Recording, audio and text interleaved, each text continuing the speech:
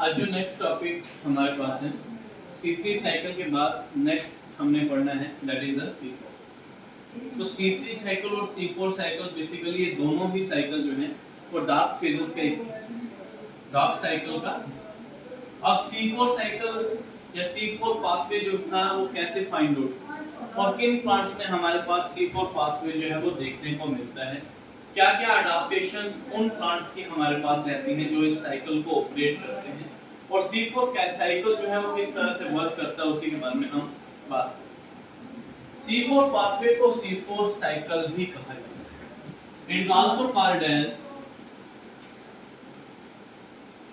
Hatch and Slack cycle भी से, क्योंकि इन्होंने ही हमारे पास C4 साइकिल के बारे में बताया था, इसलिए से हैच एंड स्लैक साइकिल भी हम लोग। नॉर्मली जिन प्लांट्स के अंदर हमारे पास C4 साइकिल देखने को मिलता है वो प्लांट्स मोस्टली हमारे पास आते हैं। For example we have mustard, maize, sugar cane etcetera. So in plants के अंदर हमारे पास C4 साइकिल जो है वो ऑपरेट करता है। अब नॉर्मली यहाँ पे चाहे हम C3 साइकिल की बात करते हैं या C4 साइकिल की बात करते हैं, एक एंजाइम जो मोस्ट अबंडेंट एंजाइम पाया जाता है इन प्लांट किंगडम के अंदर that is called as rubisco. जानते हो इस एंजाइम के बारे में? क्या ये एंजाइम C3 साइकिल में यूज हुआ था? यही एंजाइम जो था वो कार्बन डाइऑक्साइड को एक्सेप्ट करने के लिए यूज हुआ था, बिकॉज कार्बन डाइऑक्साइड कहां से ले रहा है प्लांट? एटमॉस्फेयर से, और जब प्लांट एटमॉस्फेयर से कार्बन डाइऑक्साइड लेगा तो ही तो वो फोटोसिंथेसिस करेगा, तो ही तो वो फूड बनाएगा in the form of carbohydrate. तो उस कार्बन डाइऑक्साइड को लेने के लिए हमारे पास ये रुबिस्को एंजाइम जो है इंपॉर्टेंट रोल प्ले करता है। अब इस रुबिस्को एंजाइम की जो एक्टिविटी है वो वेरी करती है, और रुबिस्को यहाँ पे लास्ट में जो आपको CO फॉर्म जो दिख रही है, इस CO का मीनिंग है कार्बोक्सिल, कार्बोक्सिलेज एंड ऑक्सीजनेज। मतलब ये एंजाइम कार्बन डाइऑक्साइड की फिक्सेशन को तो फेवर करता ही करता है, बट ऑक्सीजन के साथ भी कंबाइन करने में हेल्प करता है, ऑक्सीजन की फिक्सेशन करने में मदद करता है। जब ऑक्सीजन को फिक्स करेगा उस प्रोसेस को हम कहते हैं फोटो रेस्पिरेशन। क्या कहेंगे? फोटो रेस्पिरेशन, जिसे हम नेक्स्ट टॉपिक में बात करेंगे। तो रुबिस्को की एबिलिटी रहती है वो कार्बन डाइऑक्साइड को फिक्स करता है और ऑक्सीजन को भी फिक्स करता है। तो रुबिस्को की जो एक्टिविटी है वो चेंज होती है। इस एक्टिविटी चेंजेस इन कंडीशन में जब हमारे पास टेम्परेचर क्या होगा? चेंज होगा, या हमारे पास ऑक्सीजन की कंसंट्रेशन हाई हो। इन दोनों कंडीशन में रुबिस्को की एक्टिविटी हमारे पास क्या हो जाती है? बढ़ जाती है। उसकी एफिनिटी कार्बन डाइऑक्साइड को छोड़ के ऑक्सीजन की तरफ बढ़ जाती है, और वो कार्बन डाइऑक्साइड को फिक्स करने के बजाय क्या कर लेता है? ऑक्सीजन को यूज करके फोटो रेस्पिरेशन हमारे पास करता है। यहाँ तक क्लियर? अब इंपॉर्टेंट पॉइंट हमारे पास ये है कि C4 प्लांट्स जो है उनमें किस तरह की अडाप्टेशन हमारे पास देखने को मिलती है, जिसकी वजह से जो cycle for the synthesis of glucose plants के अंदर ऑपरेट होता है उस साइकिल को हम C4 पाथवे या C4 साइकिल कहते हैं। तो what were that adaptations? Next point is adaptation for C4 plants. तो दो इंपॉर्टेंट अडॉप्टेशन हमारे पास C4 प्लांट्स की रहती है। नंबर 1, ठीक है, सबसे पहले हमारे पास अडॉप्टेशन जो C4 प्लांट्स की रहती है दैट इज डाइमॉर्फिक क्लोरोप्लास्ट। जो C4 प्लांट्स हैं उनमें दो तरह के क्लोरोप्लास्ट जो हैं वो पाए जाते हैं। They are having dimorphic chloroplast. Di means two and chloroplast जिसके अंदर जो रिक्वायर्ड होते हैं जिसके लिए फोटोसिंथेसिस के लिए, टू टाइप्स ऑफ क्लोरोप्लास्ट हमारे पास यहाँ पे पाए जाते हैं। दो तरह के कौन कौन से होते हैं? One is called as granal chloroplast, GRANAL, granal chloroplast, and second one will be called as agranal chloroplast. एक ग्रैनल क्लोरोप्लास्ट आता है और दूसरा ग्रैनल क्लोरोप्लास्ट। अब दोनों में डिफरेंस क्या है, ग्रैनुल और ए ग्रैनुल। अगर मैं इसके स्ट्रक्चरल डिफरेंस की बात करूं बेटा, तो क्लोरोप्लास्ट का स्ट्रक्चर जो होता है वो डबल मेम्ब्रेन स्ट्रक्चर होता है। सेम यहाँ पे भी क्या रहेगा, डबल मेम्ब्रेन हमारे पास स्ट्रक्चर है। थैलाकाइड एक के ऊपर एक हमारे पास इस तरह से अरेंज होंगे, इस तरह से थैलाकाइड एक के ऊपर एक हमारे पास अरेंज होते हैं, ऐसा जो हमें क्लोरोप्लास्ट के अंदर देखने को मिलते हैं। और ये अटैच्ड होते हैं एक दूसरे के साथ with the help of applique stroma lamella जिसे हम कहेंगे। और ये जो हमारे पास यहाँ पे प्रेजेंट होगा, ये थैलाकाइड्स का जो स्टेप प्रेजेंट है, ये क्या कहलाएगा, this one will be called as granule. इसे हम क्या कहेंगे, ग्रैनुल। तो ग्रैनुल क्लोरोप्लास्ट के अंदर इस तरह से थैलाकाइड्स की स्टैक हमारे पास देखने को मिलेगा।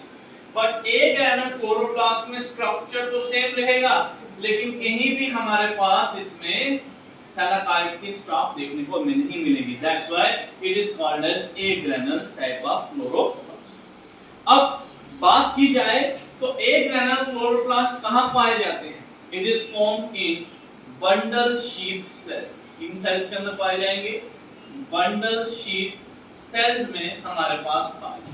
और ग्रैनुल क्लोरोप्लास्ट की अगर बात करें तो it is formed in mesophyll cell. ये इंपॉर्टेंट पॉइंट है, आपको याद रखना है कि मेसोफिल सेल के अंदर हमारे पास ग्रैनुल क्लोरोप्लास्ट पाए जाते हैं और ए ग्रैनुल क्लोरोप्लास्ट जो है वो बंडल शीथ सेल के अंदर पाए।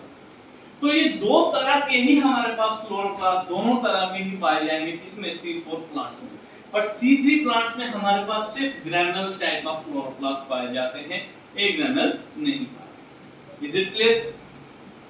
सेकंड इंपॉर्टेंट अडॉप्टेशन यहाँ पे जो रहेगी, that will B cranes anatomy.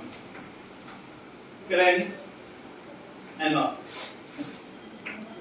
Kranz anatomy is a special kind of arrangements of cells और special type of cells कह सकते हो जो C4 plants के अंदर हमारे पास पाए जाते हैं। किन plants के अंदर पाए जाएंगे, C4।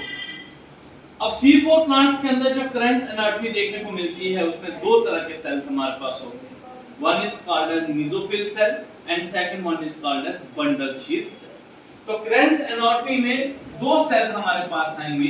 Number one is mesophyll cell and second one will be the bundle sheath cell हमारे पास यहाँ पे देखने को।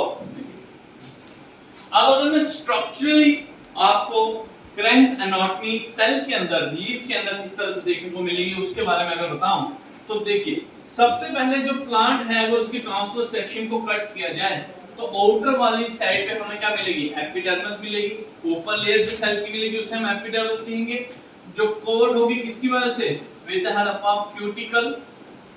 इस एपिडर्मिस के नीचे हमारे पास इस तरह के सेल मिलेंगे, इलांगेटेड सेल, जिन्हें हम पैलिसेड पैरेन्काइमा सेल कहेंगे, पैलिसेड पैरेन्काइमेटस सेल कहेंगे,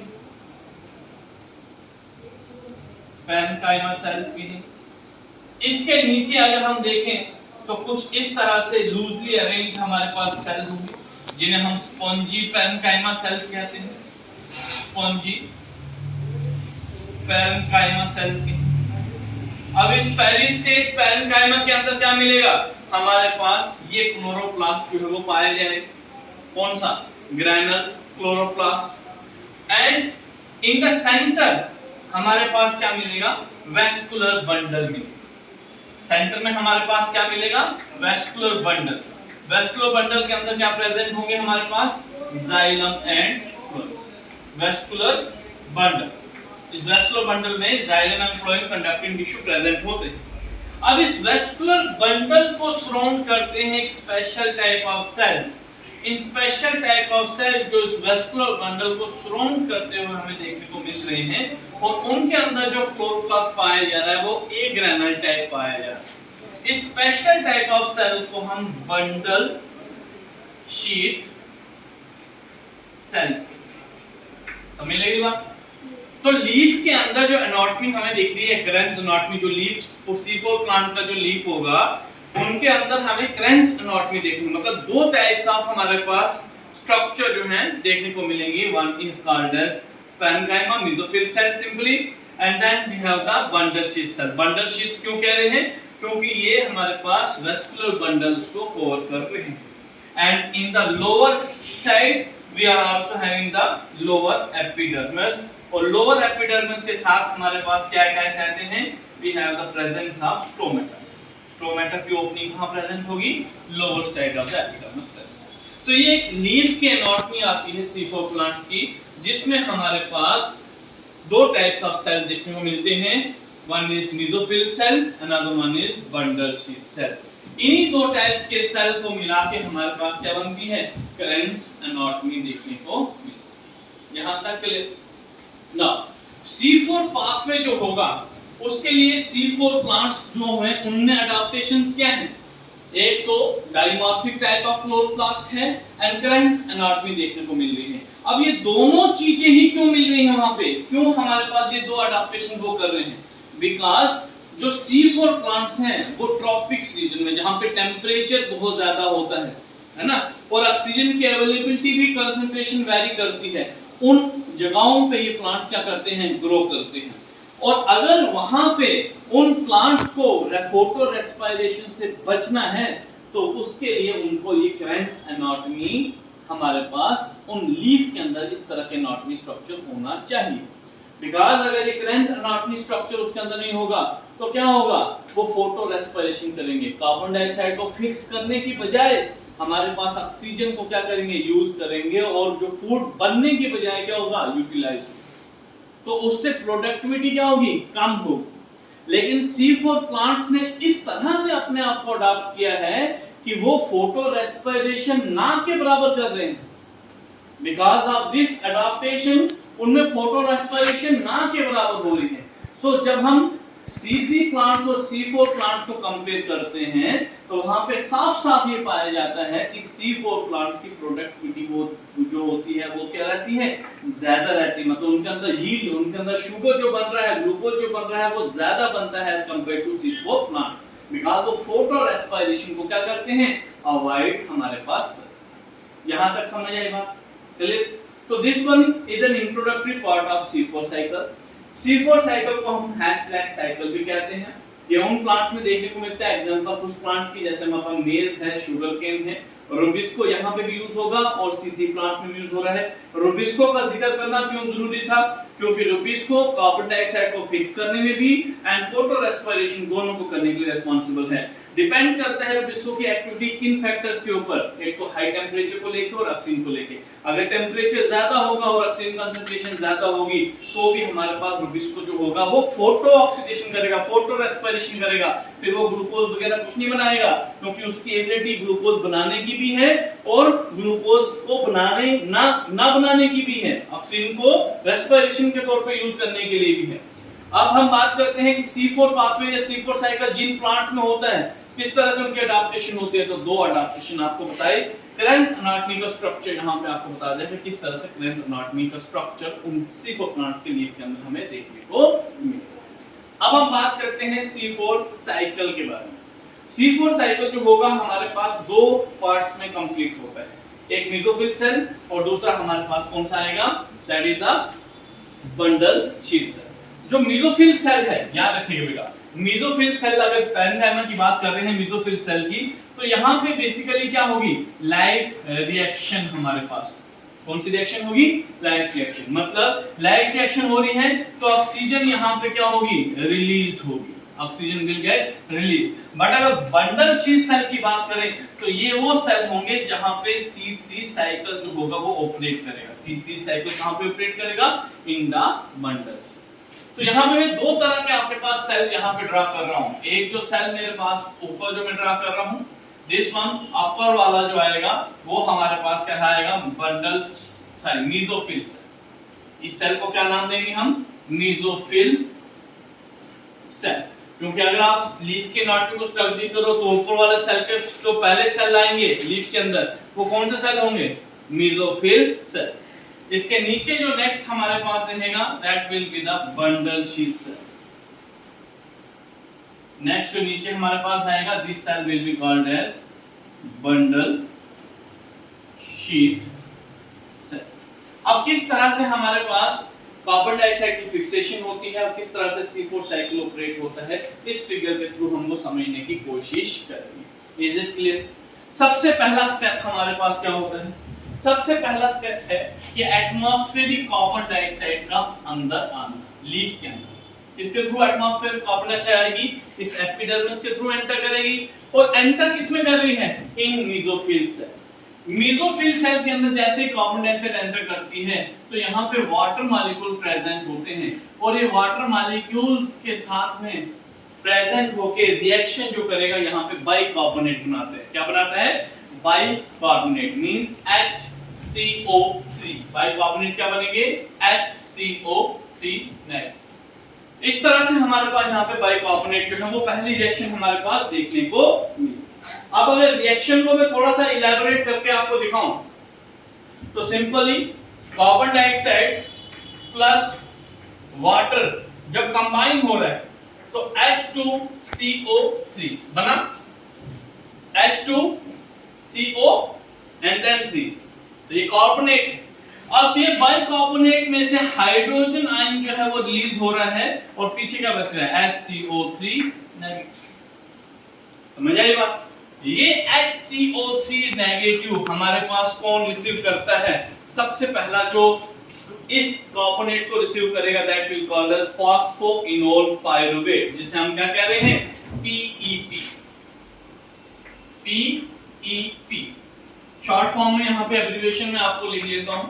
PEP it stands for phosphoenol pyruvate। Clear? तो फॉस्फोइनोल पाइरुवेट इसको रिसीव कर रहा है और एंजाइम जो यहाँ पे यूज होगा वो यूज होगा कार्बोनिक एनहाइड्रेज। कौन सा एंजाइम यूज होगा? कार्बोनिक। यहाँ पे इस कार्बन डाइऑक्साइड और वाटर को रिसीव कंबाइन करके जो कार्बोनेट आयन बन रहा है इसके लिए जो एंजाइम यहाँ पे यूज होगा that is called as carbonic anhydrase. ये एंजाइम यहाँ पे याद रखिएगा जो इंपॉर्टेंट इस रिएक्शन में यूज हो रहा है। कार्बन डाइऑक्साइड और वाटर को कंबाइन करके कार्बोनेट हमारे पास बना रहा है। देन जो फॉस्फोइनोल पाइरुवेट है जब ये हमारे पास कार्बोनेट को रिसीव करता है तो इसे एक 4 कार्बन मॉलिक्यूल में कन्वर्ट कर लेता है। ये क्या बनाएगा? एक 4 कार्बन मॉलिक्यूल बनाएगा जिसे हम ऑक्सैलो एसिटिक एसिड कहते हैं। शॉर्ट फॉर्म में मैं क्या कह रहा हूं? OAC।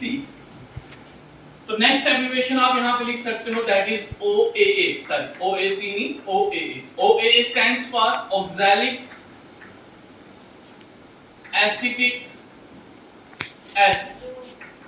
तो this is the first stable compound जो हमारे पास C4 साइकिल में बनता है और ये 4 कार्बन मॉलिक्यूल हैं। इसी मॉलिक्यूल बनने की वजह से इस साइकिल को हम C4 साइकिल भी कहते हैं। C3 साइकिल को C3 साइकिल क्यों कहते थे? क्योंकि उसमें जो फर्स्ट स्टेबल प्रोडक्ट बनता था वो क्या बनता था? That will B C3 acid. कौन सा था? C3 एसिड था, एक 3 कार्बन मॉलिक्यूल था। और C4 हमारे पास साइकिल जो है यहाँ पे पहला स्टेबल प्रोडक्ट जो बनेगा वो क्या बनेगा? Oxalo acetic acid. Then this oxaloacetic acid it is going to convert into malic acid। ये किस में कन्वर्ट होगा हमारे पास? मैलिक एसिड में कन्वर्ट होगा। अब ये मैलिक एसिड इस मेसोफिल सेल से ट्रांसफर होगा into the bundle sheath cell. कहां चला जाएगा? Into the bundle sheath cell. समझ आई बात? मेसोफिल सेल्स के अंदर क्या बन रहा है? Malic acid. और इस मैलिक एसिड की हमारे पास it is also 4 carbon molecule. यहां पे भी क्या है? 4 कार्बन मॉलिक्यूल। और ये मेसोफिल सेल से कहां ट्रांसफर हो रहा है? It is going to transfer into the bundle sheath cell. अब यहां पे क्या होगा? इसकी डीकार्बोक्सिलेशन होगी। यहां से कार्बन डाइऑक्साइड जो होगा वो रिमूव हो जाएगा। यहां से ये कार्बन डाइऑक्साइड को क्या करेगा? रिमूव कर लेगा। जब एक कार्बन डाइऑक्साइड निकल गया पीछे कितने कार्बन बचेंगे? पहले 3 4 थे तो पीछे कितने बचे? 3। जो 3 कार्बन मॉलिक्यूल है उस मॉलिक्यूल को अब हम कहते हैं पाइरुविक एसिड। क्या कहेंगे? Pyruvic acid. यहां तक शायद समझ नहीं आया, दोबारा सुन लीजिए। Atmospheric carbon dioxide mesophyll cell के अंदर आ रही है।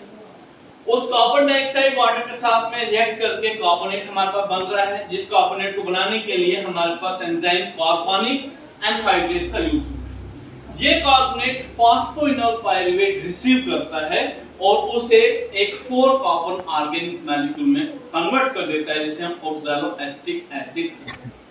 क्लियर?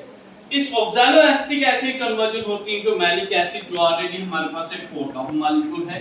अब ये मैलिक एसिड जो है ट्रांसफर हो रहा है from mesophyll cell to the bundle sheath cell. Clear?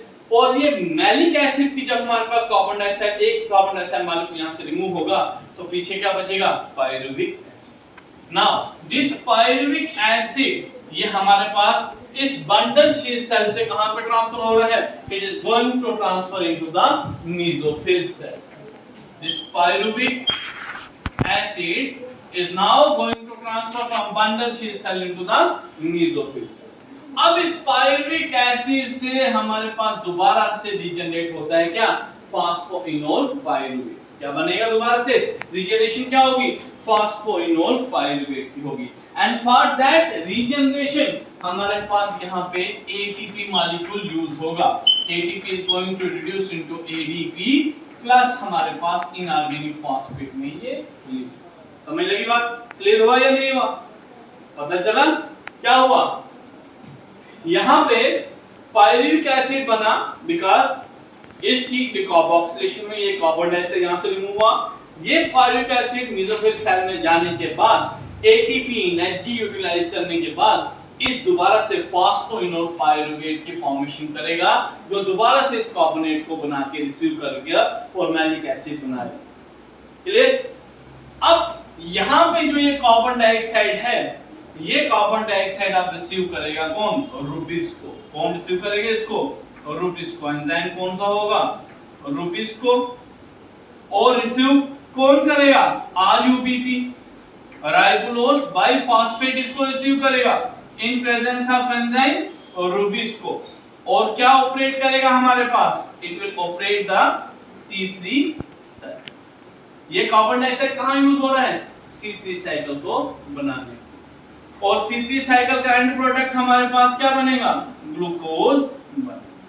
तो इस तरह से C4 प्लांट्स जो हैं वो C3 साइकिल को ऑपरेट कहां कर रहे हैं? In the bundle sheath cell. और ग्लूकोज को डायरेक्टली हमारे पास कैसे कर रहे हैं? डायरेक्ट कार्बन डाइऑक्साइड को रिसीव करके नहीं बना रहे हैं, वो कार्बन डाइऑक्साइड को रिसीव करके पहले हमारे पास मैलिक एसिड बनाएंगे और उस मैलिक एसिड को ट्रांसफर करेंगे बंडल शीथ सेल के अंदर।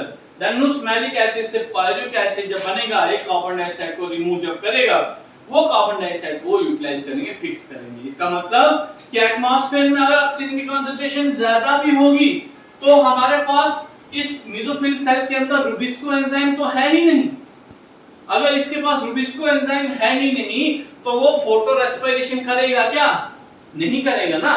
तो C4 प्लांट्स में फोटो रेस्पिरेशन होगी क्या? नहीं होगी ना। तो इसलिए हमारे पास वो कार्बन डाइऑक्साइड जो बनेगा वो डायरेक्टली ग्लूकोज को सिंथेसाइज करता जाएगा और फोटो रेस्पिरेशन हमारे पास होगी ही नहीं। इसलिए C4 साइकिल में C4 प्लांट्स के जो यील्ड होता है ग्लूकोज या स्टार्च सिंथेसिस का वो ज्यादा होता है as compare to that of the C3। तो अब दोनों को अगर हम कंपेयर करें C3 प्लांट्स और C4 प्लांट्स को, तो दोनों को कंपेयर करके हमारे पास यहाँ पे क्या बनता है कि C3 प्लांट्स में atmospheric carbon dioxide directly mesophyll cell के अंदर एंटर कर रही थी और डायरेक्टली रुबिस्को एंजाइम उसको कन्वर्ट कर रहा था या फिक्स कर रहा था ग्लूकोज बनाने के लिए। Is it clear? याद आया? समझ आई? लेकिन यहाँ पे एटमॉस्फेरिक कार्बन डाइऑक्साइड आ तो रही है, मेसोफिल सेल ही उसको रिसीव कर रहा है, बट C4 प्लांट्स में हमारे पास मेसोफिल सेल के अंदर ये रुबिस्को एंजाइम प्रेजेंट ही नहीं है। और रुबिस्को जो है मोस्ट अबंडेंट एंजाइम है जो कार्बोक्सिलेज एक्टिविटी भी करता है और ऑक्सीजनेस भी करता है। तो फोटो रेस्पिरेशन यहाँ पे होगी ही नहीं, तो वो कार्बन डाइऑक्साइड रिसीव कर रहा है और वो किस में कन्वर्ट कर रहा है? उसको कार्बोनेट में कन्वर्ट कर रहा है। समझ आई बात? हाइड्रोजन कार्बोनेट में कन्वर्ट कर रहा है। और उसे मैलिक एसिड में कन्वर्ट करके हमारे पास उसकी जब पायरुविक एसिड में कन्वर्जन होगी तो जाके हमारे पास C3 साइकिल जो होगा ऑपरेट होगा। तो कहीं जाके अगर इस डायग्राम को अगर आप ध्यान से देखो, this is the figure of the C3 cycle, C4 cycle में जो ऑपरेट होता है C4 साइकिल जिन प्लांट्स में, उनकी लीफ की डायग्राम है, उसके एनाटॉमी है।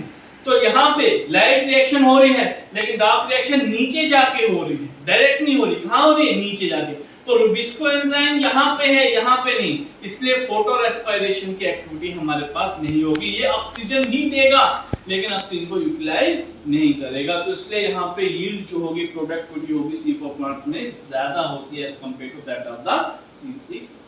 तो that is all about the C3 pathway और C3 साइकिल। इसमें जो इंपॉर्टेंट नीट के लिए जो आपको याद रखना है, नीट के लिए जो इंपॉर्टेंट चीज आपको याद रखनी है कि फर्स्ट स्टेबल प्रोडक्ट जो बनता है C4 प्लांट्स में, उसका क्या नाम है? That is called as oxaloacetic acid. याद रखिएगा, फर्स्ट स्टेबल प्रोडक्ट जो बनेगा in C4 plant that is called as oxaloacetic acid. दूसरा जो इंपॉर्टेंट आपको नीट के लिए याद रखना है वो ये याद रखना है कि C4 प्लांट्स में जो C3 साइकिल है वो कहां पे ऑपरेट होता है? तो it is going to operate in the bundle sheath cell. कहां पे ऑपरेट होता है? बंडल शीथ सेल के अंदर। तो ये दो चीजें बहुत इंपॉर्टेंट हैं नीट के लिए कि बंडल शीथ सेल के अंदर C3 साइकिल जो होता है वो ऑपरेट होता है। और फोटो रेस्पिरेशन क्यों नहीं होती उसका रीजन मैंने आपको बता दिया, और ये भी बता दिया कि क्यों यील्ड जो है C4 प्लांट्स की ज्यादा। कोई डाउट? क्लियर है? ठीक है, तो इस तरह से इसको कीजिएगा। क्रेंजोनाटमी मैंने बता दी, दो तरह के क्लोरोप्लास्ट बता दिए। क्रेंजोनाटमी में कोई डाउट नहीं होना चाहिए। This one is an important feature for C4 plants. ठीक है, कभी-कभी जर्नल अगर नीट में सिंपल क्वेश्चन आ जाता है तो नीट में भी कभी-कभी क्रेंजोनाटमी को लेके क्वेश्चन जो है वो जनरली पूछा जाता है, तो वो ज्यादा उतना मुश्किल क्वेश्चन नहीं है। बेसिक अंडरस्टैंडिंग होगी, एनसीईआरटी पढ़ी होगी तो आप उसको कर सकते हो, कोई भी प्रॉब्लम, कोई भी दिक्कत नहीं है। तो कुछ इंपॉर्टेंट क्वेश्चन यहाँ से निकलते हैं। एग्जामिनेशन पॉइंट ऑफ व्यू से ये टॉपिक जो है बहुत इंपॉर्टेंट है, बहुत बार क्वेश्चन पूछे जाते हैं। तो होप सो इस साइकिल की आप ढेर सारी प्रैक्टिस करेंगे और इसके हर एक पॉइंट को आप अच्छे से स्टडी करेंगे। कोई डाउट होगा तो नेक्स्ट क्लास में आप लोग बताएंगे। Thank you.